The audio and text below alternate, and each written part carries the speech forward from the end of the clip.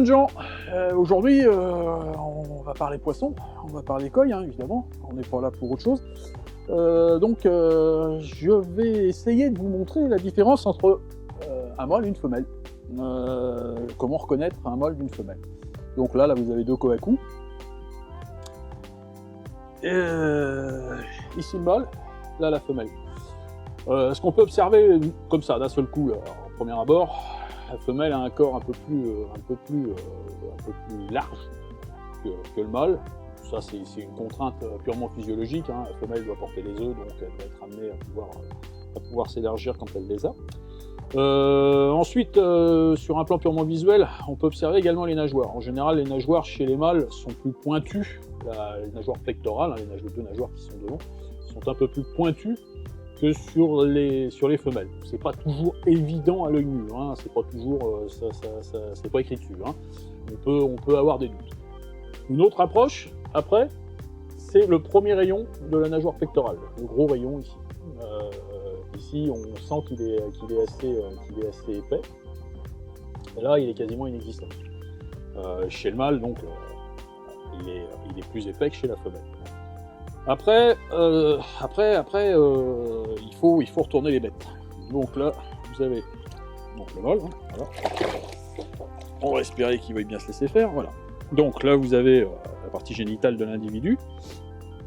Là, on peut voir que chez le mâle, n'est-ce pas, vous avez ça fait un creux. Et comparativement à la femelle, vous avez une certaine protubérance. Voilà, du calme, bouge pas. Voilà.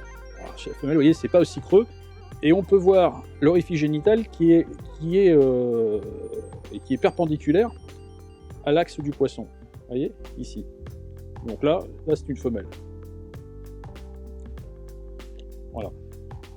En période de ponte, bon, c'est beaucoup plus évident, hein, parce que les femelles sont forcément distendues, les mâles sont beaucoup plus minces. C'est des choses qui se repèrent assez facilement, hein, donc je vous refais voir ici. On voit bien là, ça fait comme un trou. Ça fait un aspect un petit peu...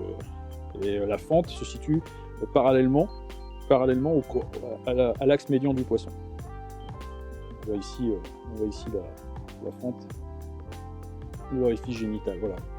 Une fois que vous avez pu interpréter les orifices génitaux, bon, en général, il n'y a pas beaucoup de risque d'erreur.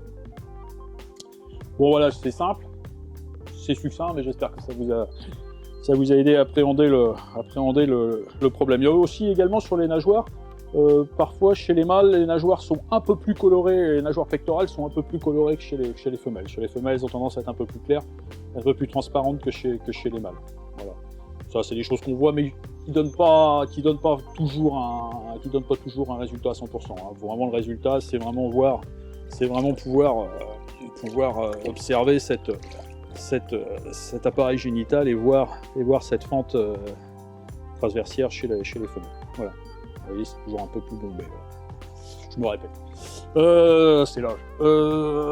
Bonne journée, à bientôt, et puis surtout n'hésitez pas à vous abonner à notre petite chaîne YouTube. Et puis, au revoir jeunes gens. Au revoir.